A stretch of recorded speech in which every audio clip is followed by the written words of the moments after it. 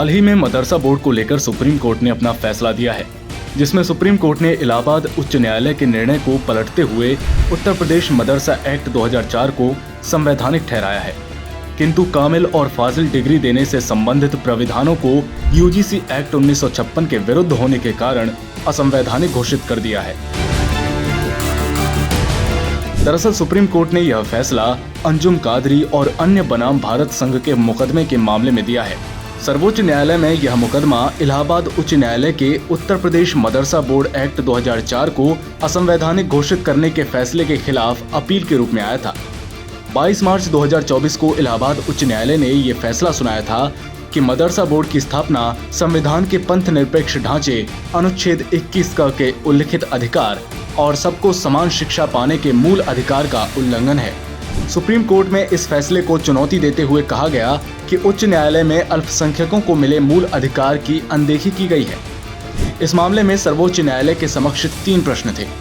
पहला, संविधान के अनुच्छेद 30(1) के तहत अल्पसंख्यकों को शिक्षण संस्थाओं को स्थापित करने और उनके संचालन के अधिकार का अर्थ और उसकी सीमा क्या है।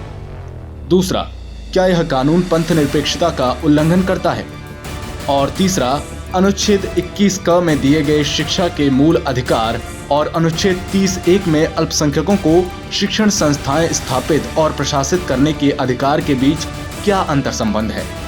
उत्तर प्रदेश में मदरसा बोर्ड एक्ट 2004 के अधीन मदरसा बोर्ड स्थापित किया गया था, जिसके तहत मदरसों को 5वीं, 8वीं, 10वीं, 12वीं, स्नातक और परास्नातक की डिग्री देने का अधिकार दिया गया था। इस मामले में मदरसा बोर्ड का ये तर्क था कि संविधान के अनुच्छेद 30(1) में भाषाई और धार्मिक अल्पसंख्यकों को शिक्षण संस्थाओं के संचालन का अधिकार है और संविधान निर्माताओं की मंशा थी कि अल्पसंख्यक वर्ग को अपनी भाषा और संस्कृति को संरक्षित करने का अधिकार होना चाहिए।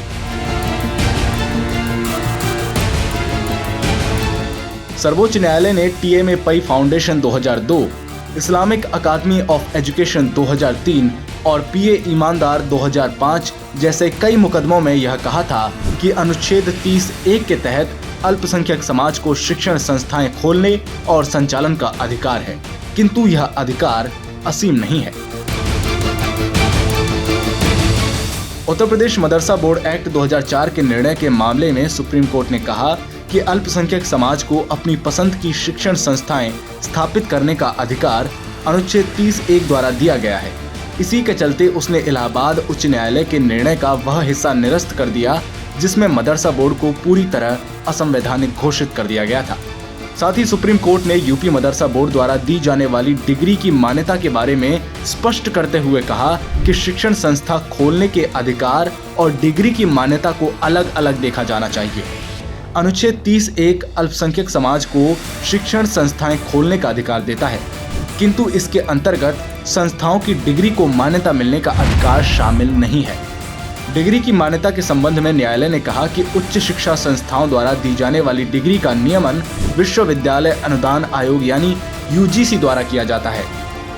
शिक्षा की गुणवत्ता बनाए रखने के लिए इसके द्वारा व्यापक नियम बनाए गए हैं।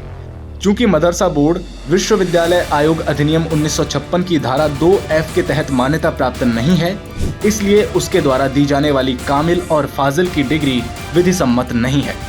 5वीं, 8वीं, 10वीं और 12वीं के समकक्ष जारी किए जाने वाले प्रमाण पत्रों के बारे में सर्वोच्च न्यायालय ने स्पष्ट किया कि वे अवैध नहीं हैं, किंतु शिक्षा की गुणवत्ता के लिए सरकार उनका भी नियमन कर सकती है।